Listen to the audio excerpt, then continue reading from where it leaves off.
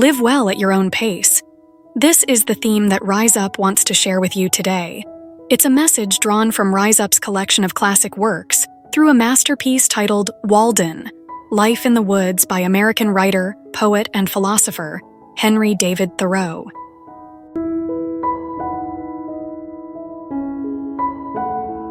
There was a man who never followed the pace of others. In 1833, there was an exceptionally talented young man named Thoreau.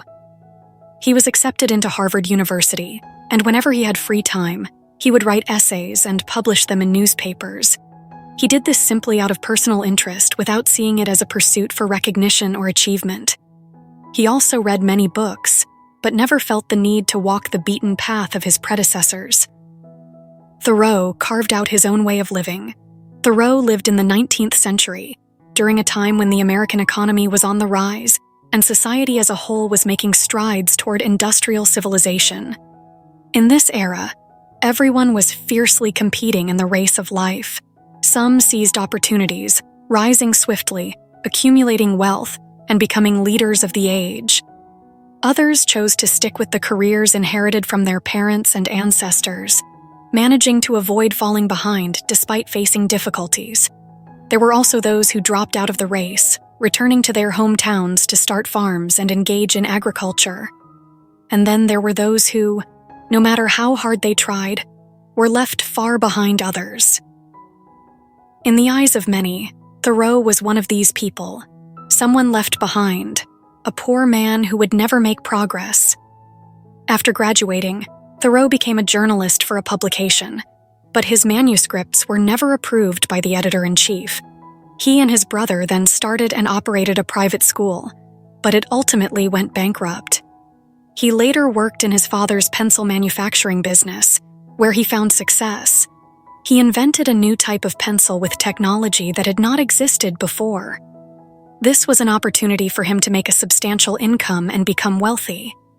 However, Thoreau chose not to expand production and instead decided to leave the job. To him, the monotony of a daily job solely for the purpose of making money was unbearably tedious. He didn't want to endure the torment of repetitive work or be bound to a lifestyle merely for the sake of owning a nice house or enjoying luxurious meals like others. As a result, while those around him became increasingly affluent, Thoreau grew poorer to the point where he could not even afford his rent. Whenever someone advised him, "You should learn from others," Thoreau would firmly reply, "I would rather sit on a pumpkin and have it all to myself than be crowded on a velvet cushion. I would rather ride in a cart on earth with the freedom to roam than ascend to heaven in a luxury car on a cruise ship, breathing through tubes along the way." In his view, the most important thing in life was not surpassing others or achieving what others had, but rather discovering one's own rhythm and pace. Success, as defined by society, may not necessarily bring true happiness. For Thoreau, it was crucial to find one's own tempo. It was precisely because he did not follow the pace of those around him and refused to be constrained by rules that Henry David Thoreau emerged, a writer, poet, naturalist, thinker, pioneer of transcendentalism, and a philosopher on nature and its connection to human life. He became one of the few American authors after the 20th century to wield a lasting influence and garner admiration from readers worldwide.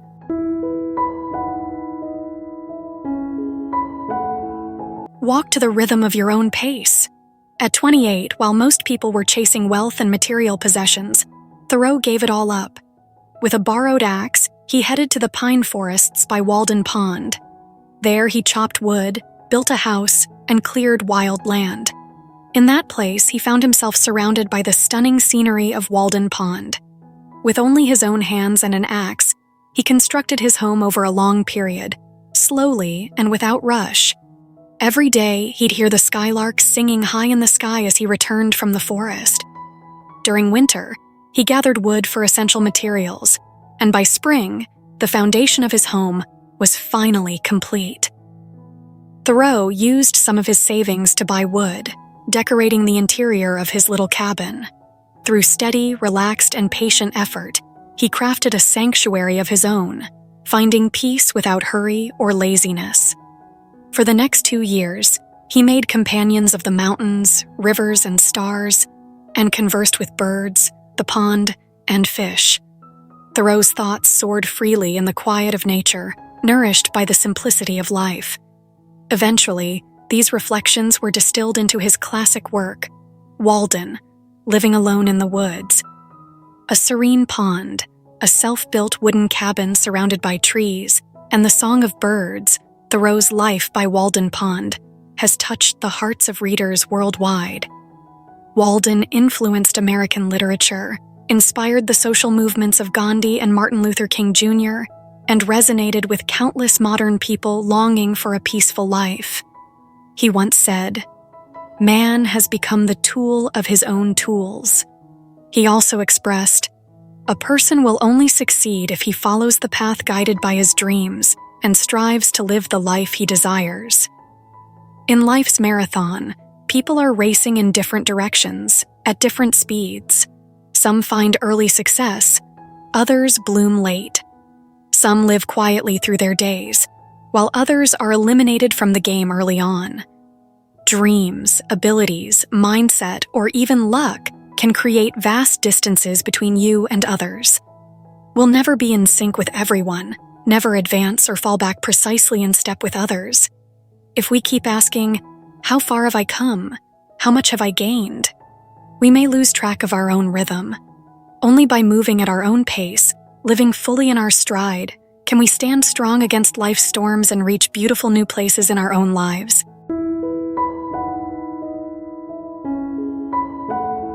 Stay in tune with your own rhythm to endure every challenge. When Thoreau first arrived at Walden Pond, he was faced with countless challenges. The initial question was, how could he survive in this isolated forest? During the time he was building his cabin, he had to spend his days chopping wood and hauling logs, exerting immense physical energy from dawn each day.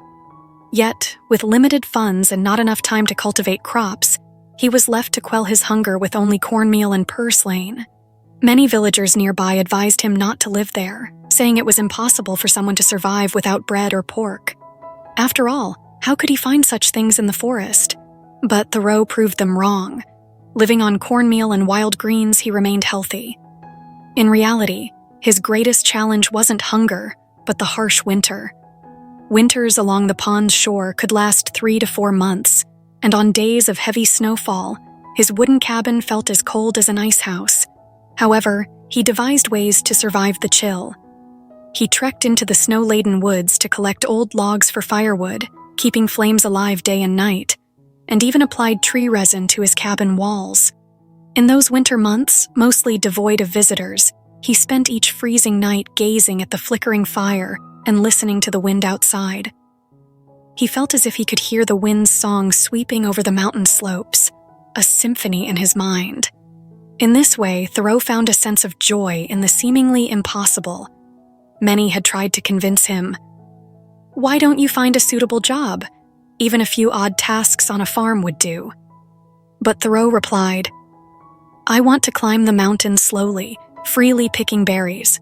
What I seek isn't much, so why should I do work I dislike and exhaust myself?"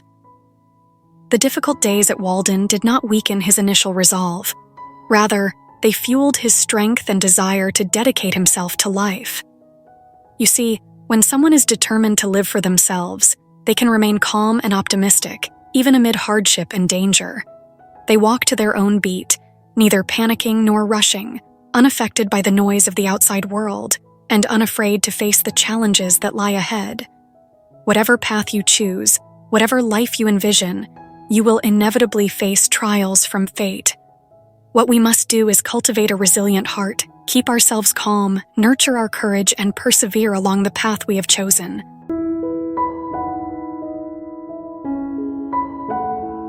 Walk to the rhythm of your own heart to find true happiness. In his book, Thoreau vividly recounts one summer morning when he drifted peacefully in a small boat on the still waters of Walden Pond. Reaching the lake's center, he lay back and unexpectedly fell asleep. When he awoke, he found the lake's gentle currents had carried his boat ashore. Reflecting on this experience, he wrote, "My heart was as free as a bird." Despite the hardships of his days at Walden, Thoreau experienced a peace and joy he had never felt before. Each day he was visited by guests from nature, sometimes a breeze scented with flowers, sometimes a shy reed warbler, and sometimes a clumsy rabbit wandering by. Whenever he entered the forest, he felt a primal vitality stir within him. And as night fell, the distant lowing of cows, the barking of dogs, the rustle of wind, and the flow of water all combined into nature's symphony, filling him with a sense of companionship even in solitude. In his book, Thoreau expressed his joy, saying, "My heart is free. Joy and happiness fill my home." In this freedom, Thoreau began meditating and reflecting on philosophy. He observed the world and nature around him, while also exploring the true essence of his inner self. He read many books, wrote extensively, and encountered people with profound insights. Those days by the pond shaped his character. He was not a failure without achievements, nor a recluse hiding from life's disappointments. Instead, he was a man living fully, like a tree rooted deeply and securely in the earth, never forgetting to gaze up at the vast sky above. Thoreau's story reminds me of a quote by Haruki Murakami. "No matter what people say, I believe my feelings are true. No matter what others think, I will never break my rhythm. If I naturally like something, I will persevere, and if I don't, no amount of effort will sustain it. Only by doing what you truly enjoy can you find real and lasting happiness. If every step we take is a mere imitation of someone else's life, even if we achieve success, we won't feel genuine joy, won't discover life's true meaning, and won't find freedom within our own hearts. Therefore, it's crucial to understand yourself, to see your heart clearly from the start. Free yourself from the world's interference and chart your own path." A reader once wrote to Thoreau after reading his work, expressing a desire to follow his footsteps and live alone in nature. Surprisingly, Thoreau firmly declined, advising him instead, everyone should follow their own heart and live as their unique self. This was the very purpose of his writing, to inspire everyone to become the Columbus of their own life. While Columbus ventured to explore new lands, each of us must find our own undiscovered land to live and feel our own unique world. In this life, no two leaves are the same, and no two people are identical. Only by walking our own path can we lead a happy life that truly holds meaning for ourselves. As the great scholar Tagore once said, "The most beautiful things appear when you least expect them." So there's no need to rush. Simply follow the rhythm of your own life, and with each passing day, you'll keep moving forward.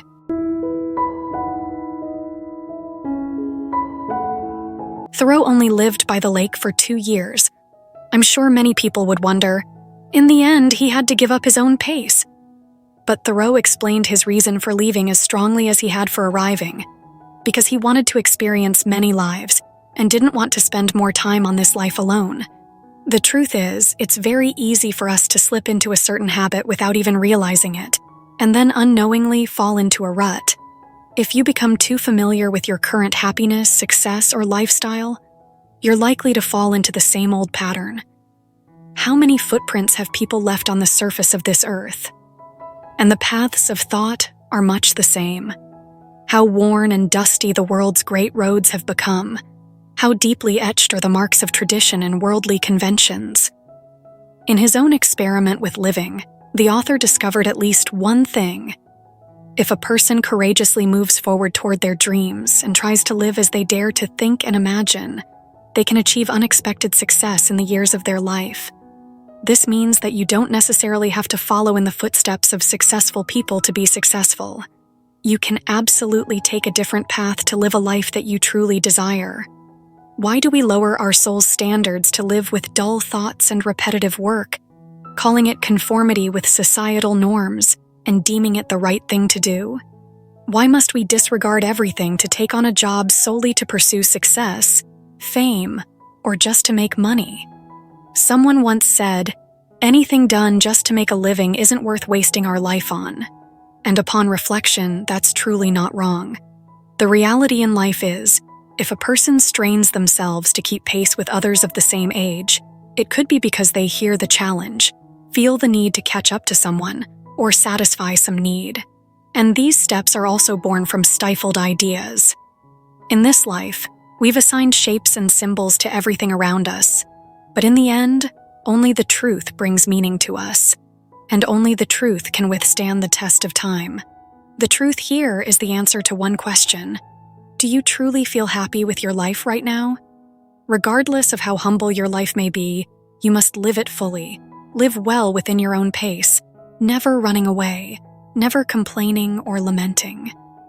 No matter how difficult it is, you must pour your enthusiasm into your current life. Even if you live in a cramped space, you can find joy and light for yourself.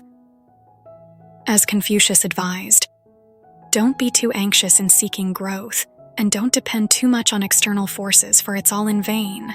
Excess wealth only buys excess things, while what the soul needs can be obtained without money. The book, Walden, Life in the Woods, will surely leave each person with different feelings. We don't need to agree entirely, and we don't need everyone to approve.